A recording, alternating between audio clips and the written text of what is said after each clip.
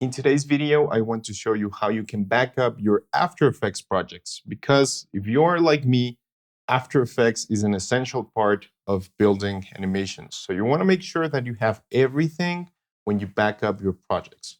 Let's get started. Here I have a project that I have recently finished. It is an After Effects composition that has 5 compositions in itself.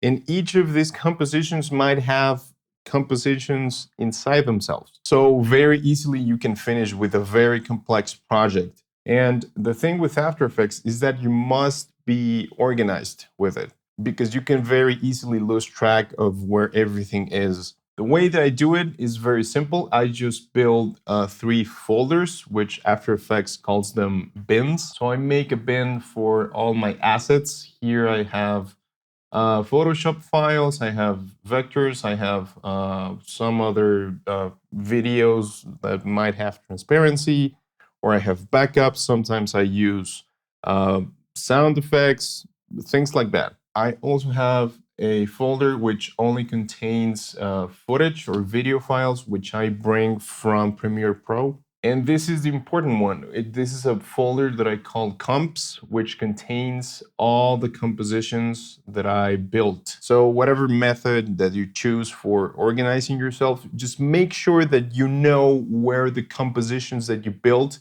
are. And that is because of this. Once you have finished your project and you want to back it up, you have to select all the compositions that you want to back up, or that you want to save, or the ones that you built. So in my case, I'm going to select all these 5 compositions, which are the ones that I have open here in tabs. I selected them pressing the Shift key. And then once you have them selected, you're going to File, Dependencies, and Collect Files.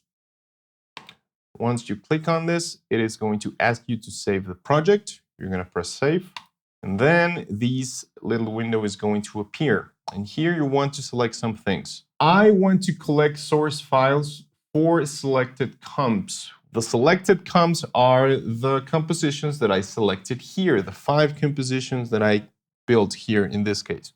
You have some other options, but I have found that this is the one that works for me, because I want to save all the assets and all the files for this composition. So if for some reason I ended up with files that I didn't end up, I don't want to back them up because I don't need them. So this way you make sure that you grab all the stuff that you really need. Then I like to select this option, which is called Reduce Project, which does exactly that. And then you can select this one, which is a Reveal Collected Project in Finder when finished. It is going to show a Finder window with a project that you just exported. Then you're going to press Collect, and it is going to open a Finder window or a Windows Explorer window. Here you're going to select where in your computer you want your project exported to. In my case, I'm just going to select a folder that I just created in my desktop.